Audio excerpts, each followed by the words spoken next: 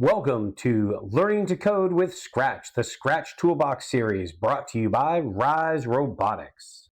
Hey everybody, Lego Man Dan here from Rise Robotics, and today we are going to be working on our Scratch tutorial series. We are going to be working on the integration of costumes into our games and presentations, and how to kind of customize and create your own costumes to make your games be more your game. Obviously, Scratch creates and provides a number of really great backgrounds and sprites that you can use, but it also gives you the ability to customize those sprites, make them your own, which kind of makes the game yours and not just a copy of something somebody else could do. So before we get into it, please make sure you like, subscribe, hit that notification bell. Every time a new video comes out, you will get to see them. Obviously, we've got the Scratch videos. We're going to have a number of robotics videos coming out as well for both Vex and Lego Robotics, and some really cool stuff coming in the future. So do make sure you subscribe and follow. It definitely helps the channel. Let's get right into it. So we're already on the Scratch page. We're going to go up here, click Create. That's going to open up our emulator. We're going to go ahead and close the little mini tutorial window that pops up. If you haven't already, go back and watch the first 3 videos in this series. It's really going to help you get the jump start on what we're going to work on today. There's one on just understanding the interface, getting a heads up. There's one on sprites, bringing them to life and moving them around. And then one on how to add and modify sprites and backgrounds for your games or presentations. Today, we're going to be getting into a lot more detail into how sprite costumes work.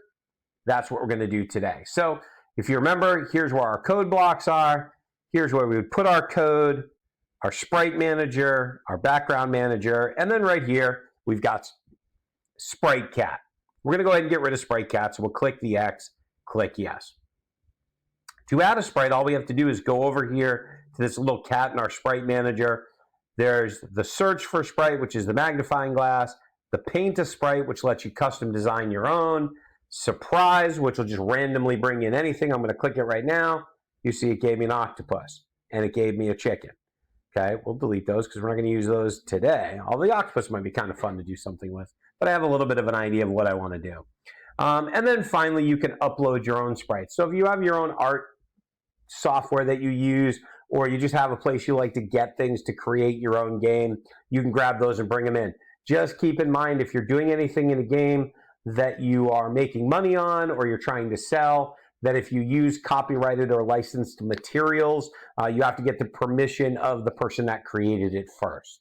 All of my stuff is free to use, so feel free to take anything I build and work on it on your own. So what we're going to do is we're going to go here to choose a sprite. So we're going to click that little magnifying glass. It's going to bring me over to the sprite selector. Today we're going to go to animals, and I'm going to grab my little bear buddy here, and we're going to click on him. And as you can see, brings my bear into the emulator. There's the sprite for him, and then it brings up this costumes window. And when I click on this little costume tab, bring up the costume tab, it brings me to the costume window. And you can see he's got 2 different costumes, standing, standing. Okay, we're going to make him a little bit smaller. Over here in the sprite manager, I'm going to make him 75% size, because I would like him to be a little bit smaller so we can work with him. You notice he doesn't change here at all, but here he got smaller. If I told him 150, boom, he'd get a lot bigger. So we're going to shrink him down to about 75%. Going to keep him facing the same way, but I want to be able to do some work and maybe add a second bear at some point. Okay, so we've got our bear right now. Now, one of the things you want to know when you bring a costume in, and a lot of times, that costume is brought in parts. So you can actually modify it. Let's say I want his legs back a little farther. I can do that. So if you see, he's in segments. If I take his whole body out, I could put in something to be his body. Maybe I want a robot bear. So I bring that in. Or maybe I want that body up a little more, or I want it back a little more. You can see his head comes as one thing. And even that I can ungroup and maybe move around his eyes. It just depends on what you're getting. But you see, all the bulk segments of this bear are in parts. So to solve that problem, we're just going to kind of go right from the top to the bottom. So you'll see where it says group and ungroup. So if I hold in my left mouse button and drag across, I can highlight the whole bear. Now I can group him. So if I click group, all those parts are now together. So when I pick up one, the whole bear moves around, which makes it a lot easier if you're trying to add multiple things into a base. Maybe I want another bear over here. I want two bears in my initial sprite instead of just one bear. Maybe this is a gaggle of bears doing something. Who knows? But I want to make sure I have them. So you can definitely do that. You have the ability to move him forward, bring him to the front, depending on the different layers in your presentation or your game. Okay, let's see. I'm just going to leave it as one bear for the moment because we're going to do some color variations of this bear. We're going to change some stuff around. So right now, for my presentation, I want just the one bear. Okay, so right over here, you'll see this little arrow. That is the select. That lets me grab something in here, move it around. Again, whether it's a part because I ungrouped it or the whole bear. But that is the selector, so I can select a certain area maybe or something I want to work on. There is the paintbrush, which allows me to go in with the color. So I select the color for my paintbrush. Let's say we're going to give him some black. So I take my brightness all the way over. You can see my color is now black.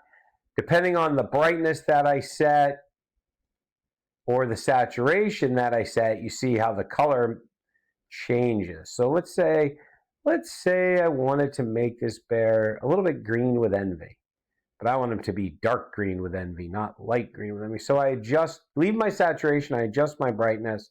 Now, let's see, we'll give him some green freckles. Just go right in here with he's got bear chicken pox. I don't know. We wanted to add a little green. That's what the paintbrush does. Up here, you can see there's a number. That's the thickness for the brush, right? So I was on 10, which is where it defaults to. But you also have you can make them really tiny. I can go up here and make them super big. Let's go to 20. And you can see this bear's really not feeling well. So we got to get him some health, okay? Easiest way to heal the bear, you've got your undo and redo arrows. We're going to hit that undo arrow a bunch of times. Look, his bear pox are going away. Whoop. And he's all set now. Whoop. And I dropped the dot there, and that's okay. Because one of the things I want to show you is, there's a random dot we don't need.